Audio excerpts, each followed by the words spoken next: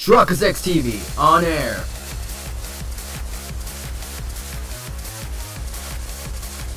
We are now live in 3, 2, 1. Welcome back to an episode of Ace Attorney Investigations. In the previous episode, we completed episode 1. Today's episode right now, we're going to go into Turnabout Airlines. If after this episode, make sure to like my special show. The murder that occurred in my office. The return of the great thief, Yatagarasu. Thinking back, everything began on that fateful day 2 days ago.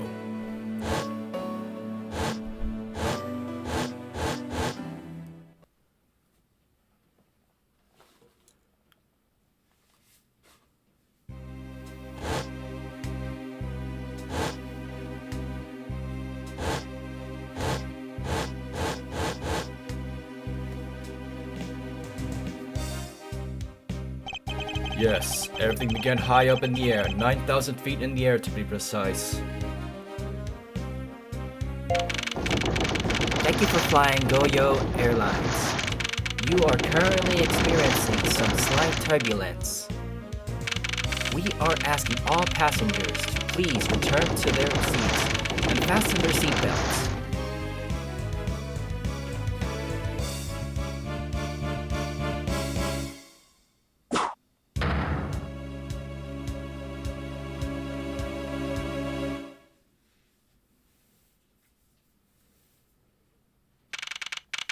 God damn. March 12th, 6:13 a.m. Flight G390. First floor lounge. Ugh.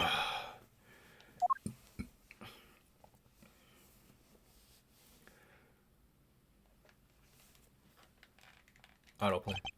Why do I feel like I just woke up from a horrible nightmare? 6:13, huh? I guess I was out cold for about 10 minutes. Slight turbulence. Ladies and gentlemen, we are currently experiencing some slight turbulence. For your safety, we ask that you return to your seats and fasten your seatbelts. I suppose turbulence is to be expected on a flight. Though immediately, I'm less than comfortable with anything resembling earthquakes. What's this? A travel wallet, but it's not mine. How did someone else's travel wallet wind up in my pocket? My head. Why won't this headache go away? I'll take care of this travel wallet later, or hand it off to an attendant. From earthquake-like turbulence to an elevator?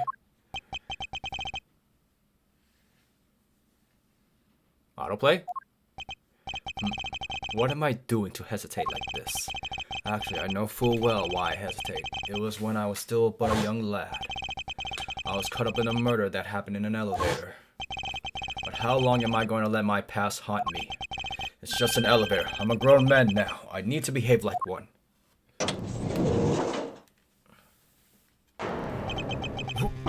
What the? What in the world happened? Is there something wrong, sir? I must ask that you please return to your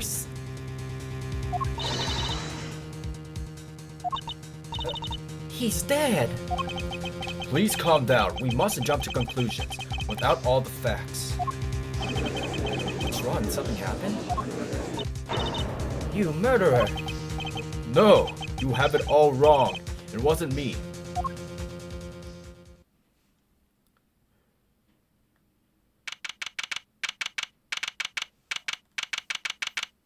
March 12th, 6:41 a.m. Flight G36, second floor, first class. Everyone, I am sorry to interrupt, but I have an important announcement. I am one of your flight attendants today, Rhoda Tenario. Unfortunately, we just had a minor accident on this flight. An accident? Please don't treat us like we're stupid. I caught a glimpse and it was a murder. What murder? What's going on with this flight? Everyone, please calm down. There's no reason to panic. This flight will stay on course and make its scheduled landing. We are still currently in the middle of a rough patch of turbulence. So until we are out of this area of turbulence, I ask that you please remain seated. Someone was killed, right? I mean, what about the killer? Let me off. Please, there is no need to feel threatened. We have already apprehended the culprit.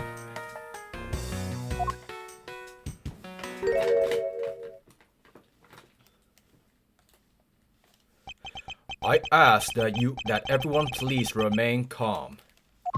What the heck is he talking about? Why should we remain calm? My name is Miles Edgewood. I am a prosecutor, and I assure you I am not the killer. Ha! Being a prosecutor doesn't make you incapable of murder, buddy. Now you listen here. I am not the killer. I simply found the body. So you say, however, I am sure that you are the perpetrator of this crime. I swear on my honor as a professional flight attendant. Oh, is that right? I know what I saw. And there's even very strong incriminating evidence to back me up. What kind of incriminating evidence is she talking about? We've already alerted the proper authorities at our destination. Until we land, you will remain in our custody by the power vested in our captain. I'm very sorry, but please understand our situation. Your situation? I'm more concerned with mine and the direction it's going in. I'm not about to just sit idly by while I get accused of murder. Miss Tenero, right? Yes? I was wondering if you might give me a chance. A chance to do what? A chance to plead my case. And a chance to ask what you meant by incriminating evidence just now.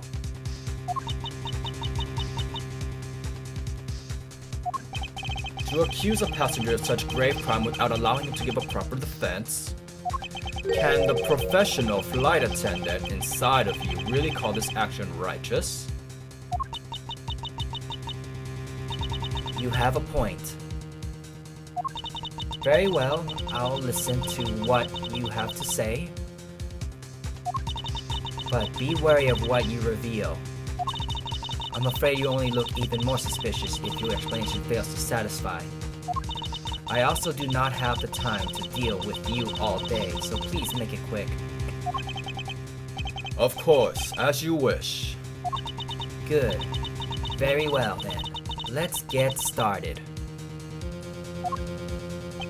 I know for a fact that I didn't kill that man in the elevator. What I don't know is what sort of evidence she has up in her sleeve. But I'm certain it doesn't fit with how the crime really occurred. Hey. What Miss Tenero saw. I swear to tell the whole truth as professional flight attendant. Unfortunately for you, Mr. Edward, I am certain you are the killer. The scene I saw in front of the elevator, it was you standing there with the fresh blood dripping off the murder weapon. So if you would please cooperate, we'll turn you over just as soon as we land. Murder weapon? That's it? That's her evidence? I don't think you could ask for more perfect witness testimony. Wouldn't you agree, Mr. Edgeworth? Not really. It's hardly perfect when there's a gaping hole in it. I don't even have that much freaking... What are we even gonna have? Oh, wow.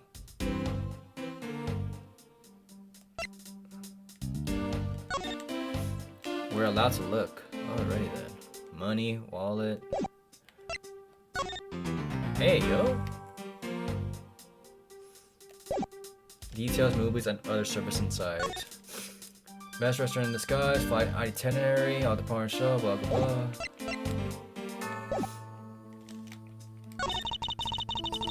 I just want to know what the man by the weapon.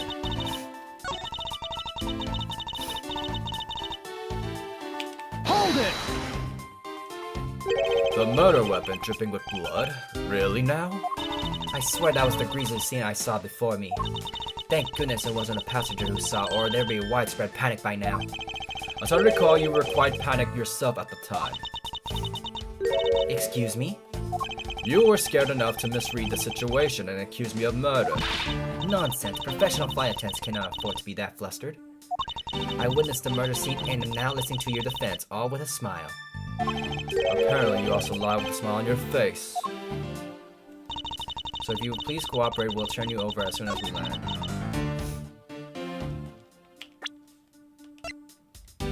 Objection! Miss Tenero. What is with the yelling of the sudden? Force of habit. Well, it doesn't matter. Miss Tenero. You say you saw the murder weapon dripping with blood, is that correct? Yes, all that blood. Drip, drip, drip. Just recalling that scene sends a chill down my spine. Sorry, but your so-called professional flight attendant training has failed you. What? I'd like to direct your attention to this. Do you know what this is? It's a travel wallet, right? But it looks a little big and bulky. The thing you saw me holding when I discovered the dead body in the elevator was this very travel wallet, Miss Tenero. What? Impossible. Now then, do you still think I am the killer? That I killed him with the travel wallet? But I saw blood dripping from the wallet. I know I did. As you can see, the wallet is clearly stained. But if you could be so kind to take a whiff, I think you agree it's only grape juice. Then...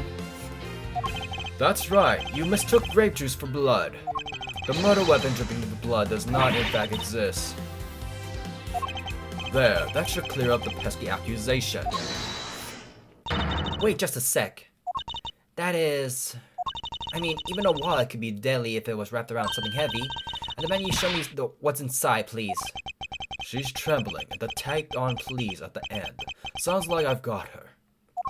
There's no need to look inside, even you can tell from the appearance that it's light. No, I can't be sure of anything until I see the contents of that wallet for myself. She's persistent one. I suppose we have no choice but to see what's inside. Miss Tenero, if you would like to be so kind as to open the wallet and check its contents for me. Alright, as usually don't pry into passengers' belongings, but we have no choice here. Ooh.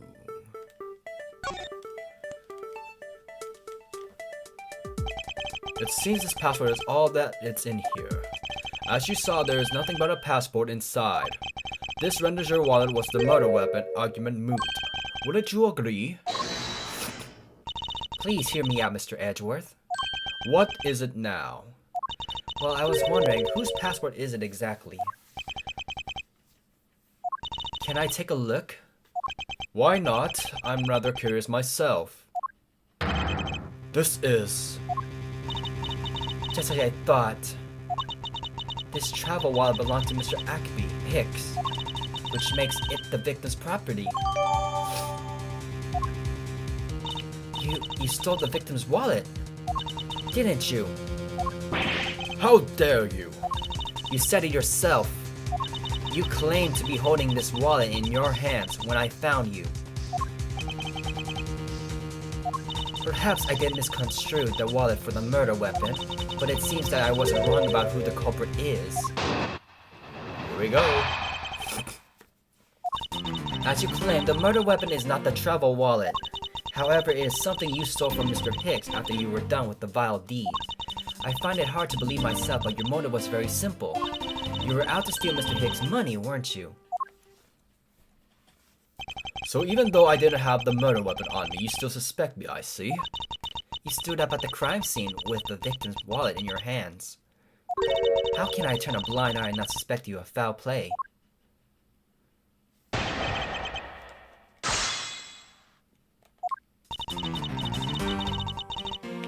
So now we're gonna press on this because it just shows the money is there, the wallet is there, blah blah, and we just came with nothing, empty-handed.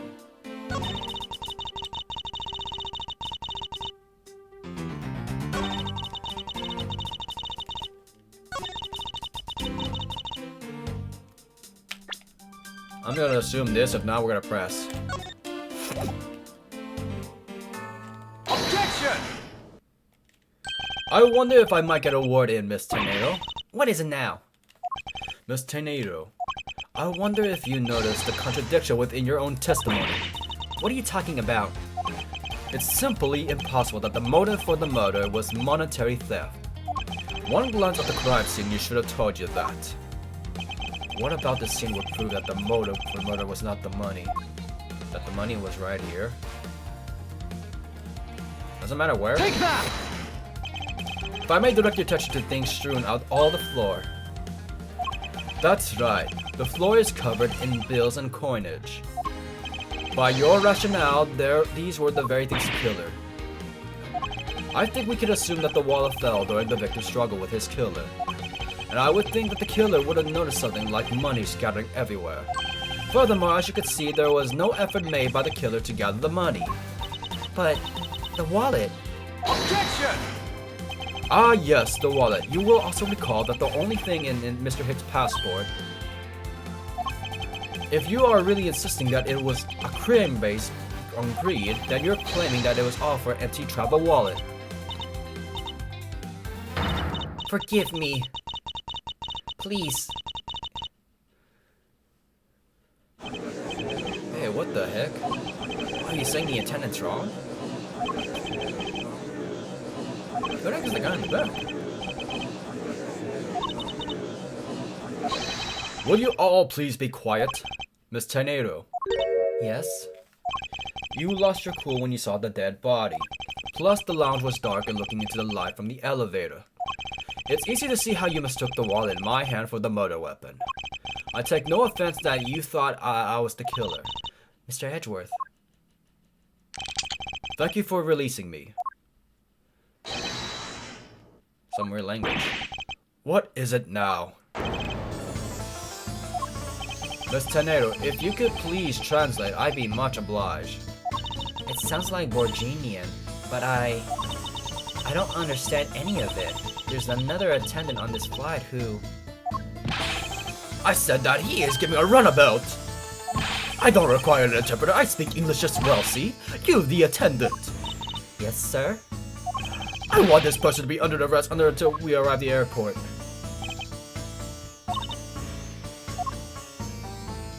I'm sorry, sir, but what exactly are you hoping for? What is you want? I am talking the like to you. Please, but I'd like to hear why you would like me to be held under arrest until we land. How dare you try to waste my time? You're the one who stuck your nose into my affairs. I want to spend even at least one more second with my precious art. I have no time for other things. I know where you are. I see through you. It's Sullivan. Yes, I am pretty sure that's how you say it in English. Well, I should hope I'm not a monetary bankrupt, but I don't think that's what you meant. I'm sorry, but I don't think I caught your name. I'm Zig LeBlanc II. I am a very wealthy man, but I am not an older rich man. I am an art dealer, rich seller of beauty. Mr. LeBlanc, what did you mean just now? Pardon? Well, when you said that Mr. Edgeworth was giving me the runabout... I have to explain? Unbelievable. I will say it once and only once. I do not have every second time to waste. Time is money, as they say. Yes, and yet you continue to blather on. I saw it. Yes, I did. I saw the victim go to the elevator, going down to the lounge. It was exactly at 6 o'clock. And what's the significance of the time? At 6, he says. Wait, you saw him at 6? What's the matter, Mr. Edgeworth? He understands, I see. Miss Attendant, what time did you discover the body? It was a little after the patch of turbulence, so I would say 6:15. Hicks was his name, was it? Then I say that man Hicks was killed in 15 minutes, and the only person in the lounge at the time was this prosecutor, yes?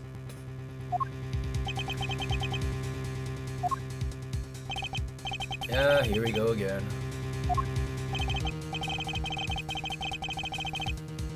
That's a big old boy, eating a big old steak. That thing's rare! The usher's an alibi. No complaint, I see not a single word against this, right? I have no way of discounting that you have put forth at this point, but it wasn't me. Oh, so you say, but do you have what you say the evidence? Mr. Edgeworth, are you really the culprit after all? Mr. LeBlanc, I suppose you are quite certain in what you saw, enough to give a testimony? Of course, I was looking at the man the whole time. He was playing with the annoying little, small machine the whole time. Machine? Yes, that's what you call it in English, yes? It was making me crazy with the click, click, click. From that description, it sounds like some sort of small computer. I believe what Mr. LeBlanc is talking is about a cell phone. I have to say that I did see him playing with it quite a bit myself. A simple cell phone, a laptop or organizer I can see, but that's kind of low budget. I hate that noisy little machine in his hand. Not a fragrant of beauty, all it produces is ugly. Anyway, I know what I saw. Mr. Nerio, Yes? I was wondering if I might grant you permission to examine the crime scene. What? You want to examine the crime scene? If you would grant me a little measure of time, I'm sure I can produce the real culprit. I don't like the sound of that fox in the duck pen. Yes, I think that is how you say it in English. It's fox guarding the hen house, and I believe my innocence was proven earlier. And if I'm given the chance, I can clear up all the remaining doubts. Miss Tenero, if you wait until we arrive, there's a good chance that some evidence will have to be destroyed by then. I understand. Let me see what the captain has to say. Ha! This should not be approved. Please, Mr. LeBlanc. It's an emergency. Our decisions are made by the captain alone. Now, please wait. Here, I'll go to the captain what to do. I'll be right back. You are not planning to erase evidence when you are doing your investigation, yes? Of course not. Ha! We'll see. Mr. Edgewood, you have the captain's permission to investigate the crime scene. What? Unbelievable! I am in your debt, Miss Tenedo. However, there is one condition. I am to supervise you. Can you agree to that? Of course, I see no problem with that stipulation. It is only natural I am the suspect in the case. I take full responsibility and will watch Mr. Edgewood's every move. I hope this is a reassurance enough that there will be no foul play. Now then, Mr. Edgewood, shall we proceed? If you should need my help with anything, please feel free to use the wire to talk. It's time to head to the scene of the crime, the first floor lounge.